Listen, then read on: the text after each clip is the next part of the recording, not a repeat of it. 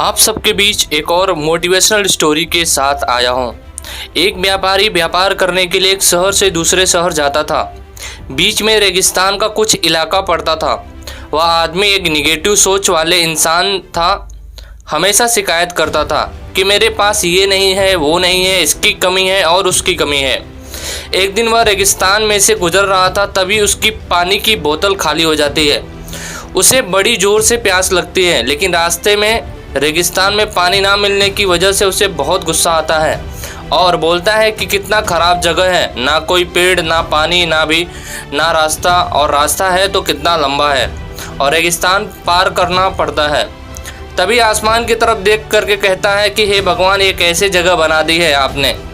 अगर मेरे पास बहुत सारा पैसा होता और पानी होता और बहुत सारे संसाधन होते तो इस जगह पर हरियाली कर देता, बहुत सारा पेड़ लगा देता। वह आदमी ऊपर देखकर यह सब बातें कह रहा होता है और ऐसा लग रहा था कि जैसे ऊपर वाले से जवाब का प्रतीक्षा कर रहा है कि भगवान कुछ तो कह दें, कुछ तो बोल दें। अब चमत्कार ये हुआ कि वह जैसे ही नीचे देखा, उसे अपने आँखों के सामने एक कुआं दिखाई दिया।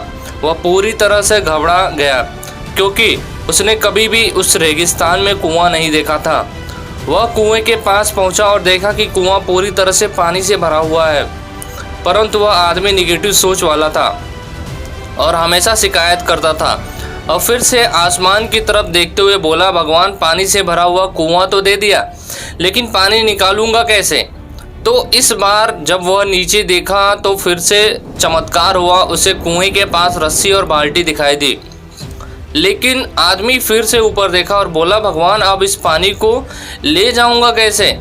तभी उसको एहसास हुआ कि जैसे उसके पीछे कोई है।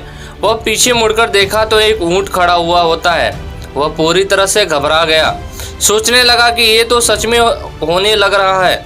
मैं बातों बातों में कह दिया तो अब मुझे यहाँ हरियाली करनी पड़ेगी और पेड़ लगाने की जिम्मेदारी लेनी पड़ेगी। आदमी को पानी से भरा हुआ कुआं मिल गया, बाल्टी और रस्सी मिल गई, पानी को ले जाने के लिए ऊंट भी मिल गया, सब कुछ मिल गया। अब वह आदमी सोच रहा था कि मैं बातों बातों में क्या बोल दिया, ये तो गड़बड़ हो गया। अब वह तेज़ी से दौड़कर भागने लगा। वह भाग रहा था, उस जिम्मेदारियों से बच रहा था। तभी एक कागज़ उड़ते हुए आया और इसके सिर पर चिपक गया। उसने जब उस कागज़ को देखा तो उस पर लिखा हुआ था कि मैंने तुम्हें पानी दिया, कुआं दिया, रस्सी और बाल्टी भी दिया, पानी को ले जाने के लिए एक साधन भी दिया, फिर भी क्यों बचकर भाग रहे हो? उस आदमी को लगा कि मेरे साथ पता नहीं क्या हो रहा है। वह दौड़ते दौड़ते रेगिस्तान को पार कर लिया, लेकिन उस रेगिस्तान को हरा भरा नहीं बनाया। यह कहानी हमें सिखाती है कि हम में से बहुत सारे लोग ये कहते हैं कि बड़े स्कूल में पढ़ लिया होता या बड़े कॉलेज में चला गया होता, ये कर लेता, अगर मेरे पास बहुत सारा पैसा होता ये कर लेता, मेरा बॉस मेरा साथ नहीं देता है, नहीं तो मैं पता नहीं क्या कर देता। हम हमेशा शिकायतें ढूंढा करते हैं, अपनी जिम्मेदारियों से बचकर भागा करते हैं। ये कहानी में सीख मिलती है कि ज़िंदगी में हम जो कुछ भी कर रहे हैं 100% जिम्मेदारी हमारी है। किस काम को बिना किसी शिकायत के पूरा करें, तो दूसरे पर दोष देना, उनकी गलतियां बताना बंद करना पड़ेगा। अपनी को गलतियों को सुधारने के लिए काम करना पड़ेगा।